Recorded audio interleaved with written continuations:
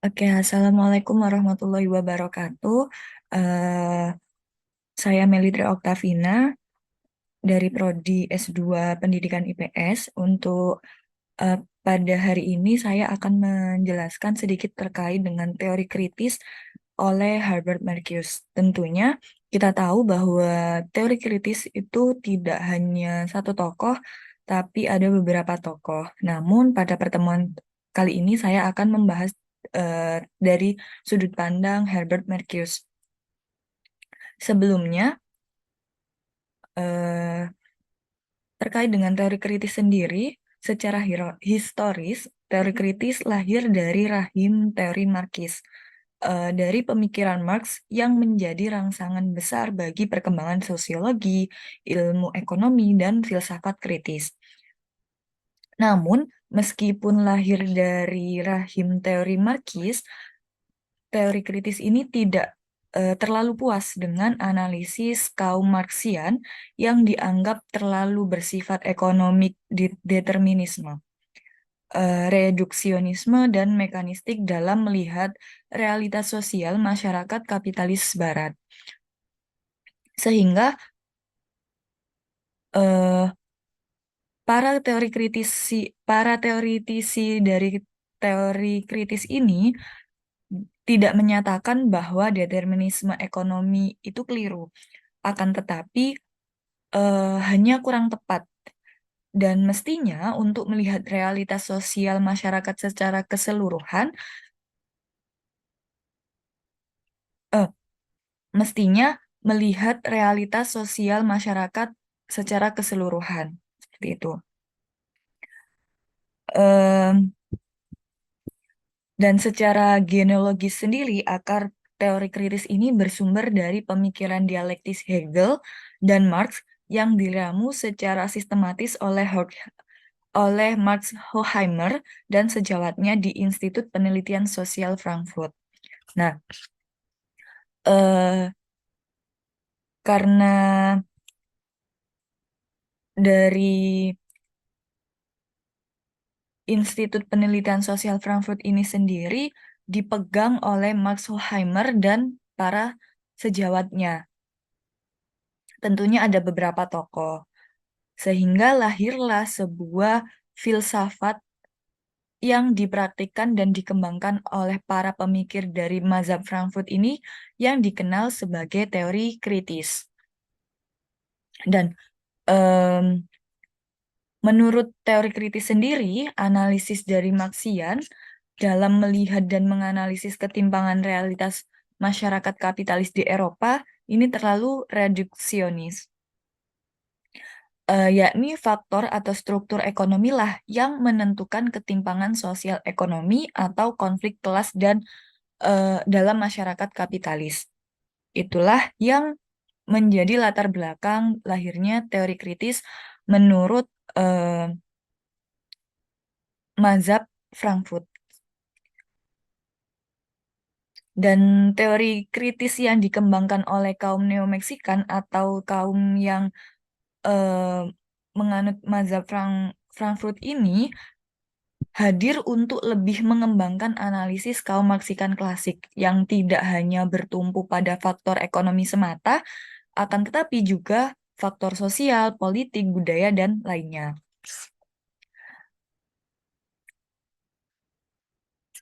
Kemudian, secara garis besar, selain kritik terhadap pemikiran Marx, teori kritis ini juga turut mengkritiki konsep-konsep lain seperti positivisme, sosiologi, masyarakat modern, hingga budaya. Nah, inilah yang menjadi latar belakang atau mun- awal mulanya muncul teori kritis karena ingin mengkritisi dari teori-teori yang sudah dikembangkan terlebih dahulu oleh kaum Marxikan klasik. Seperti itu. eh karena seperti yang saya sebutkan tadi bahwa di dalam mazhab Frankfurt ini yang dibentuk oleh Max Horkheimer dan rekan-rekannya ini tentu tidak hanya satu orang, tapi beberapa orang. Dan satu di antaranya yaitu Herbert Marcuse. Nah, Herbert Marcuse ini bergabung dengan mazhab Frankfurt ini setelah didirikan oleh Max Horkheimer dan Theodor Adorno. Namun, meskipun Marcuse hadir secara belakangan atau yang terakhir, akan tetapi dia menjadi tokoh yang paling menonjol. Karena kenapa Herbert Marcuse ini menjadi tokoh yang paling menonjol? Karena Herbert Marcuse sendiri itu sangat menonjolkan dalam sebuah apa ya, karya-karyanya, baik berupa buku maupun jurnal-jurnal seperti itu. Sehingga Herbert Marcuse ini merupakan salah satu tokoh dalam teori kritis yang paling menonjol. Teori kritis Herbert Marcuse adalah sebuah filsafat mazhab Frankfurt seperti yang saya sebutkan tadi pada abad ke-20, yakni sebuah integrasi antara logika Marxisme dan logika kritisme yang dipelopori oleh Immanuel Kant pada era pencerahan abad ke-18 di Jerman. Herbert Marcuse sendiri merupakan tokoh mazhab Frankfurt yang mengkritik perkembangan masyarakat industri modern. Karena kan di teori kritis ini tidak hanya mengkritisi satu bidang saja, tapi juga mengkritisi terkait dengan ideologi, positivisme, kehidupan masyarakat modern, dan postmodernitas atau teori rasional postmodern. Nah, Herbert Marcuse sendiri ini em, merupakan tokoh yang mengkritisi terkait dengan perkembangan masyarakat industri modern. Marcuse melihat bahwa masyarakat di industri modern ini telah membawa berbagai permasalahan yang tidak bisa atau tidak mudah dipecahkan dan menjadi ancaman bagi kelangsungan hidup manusia di masa depan. Oleh karena itu, karena merasa permasalahan di masyarakat modern itu tidak mudah dipecahkan, maka Herbert Marcuse ini ingin mengkritisi terkait perkembangan masyarakat industri modern. Kemudian, masyarakat industri modern sendiri adalah masyarakat yang tidak sehat, berdimensi tunggal, representatif, atau menindas, menekan, seperti itu, kemudian totalitar, dan menguras segala-galanya. Sehingga eh, lebih lanjut, Marcuse membicarakan terkait dengan kapitalisme lanjut. Kapitalisme lanjut ini sendiri merupakan apa ya? Menciptakan cara berpikir masyarakat yang berdimensi tunggal. Menurut Marcuse, nafsu kapitalistik atau keuntungan materi mencerminkan apa yang disebut Marcuse dengan pelindasan yang berlebihan. Karena dengan adanya kapitalisme lanjut ini, em, Marcuse menyebutkan istilah one-dimensional society, yang berarti manusia atau masyarakat dengan kesadaran satu dimensi. Ini adalah salah satu karya dari Marcuse, yaitu One Dimensional Society. Melalui karya ini, Marcuse ingin mengatakan sekaligus mengkritik bahwa masyarakat modern adalah masyarakat berdimensi satu, yang mengacu pada konteks penulisannya. Buku yang dikeluarkan oleh Marcuse ini merupakan hasil studi Marcuse yang menganalisis secara kritis masyarakat industri modern seperti di Amerika, Eropa, dan Uni Soviet.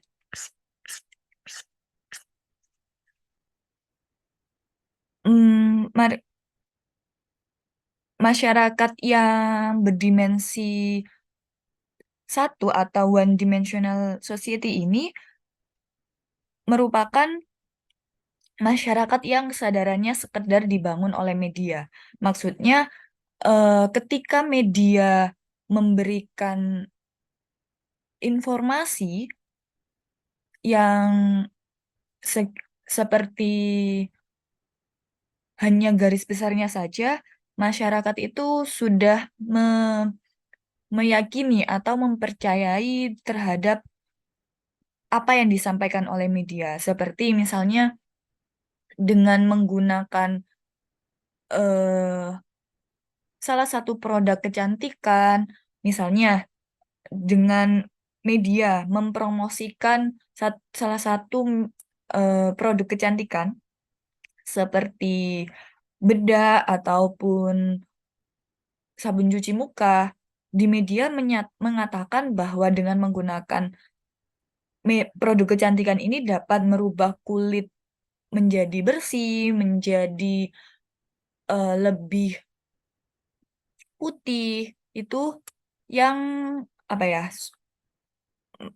masyarakat yang one dimensional sociality ini s- langsung mempercayai itu dan kemudian berbondong-bondong untuk memburunya agar kulitnya menjadi putih, bersih dan lain yang dan yang lain sebagainya. Kemudian selain itu masyarakat atau manusia-manusia yang berdimensi tunggal itu juga masyarakat yang tumpul daya kritisnya, yang menyebabkan masyarakat ini memiliki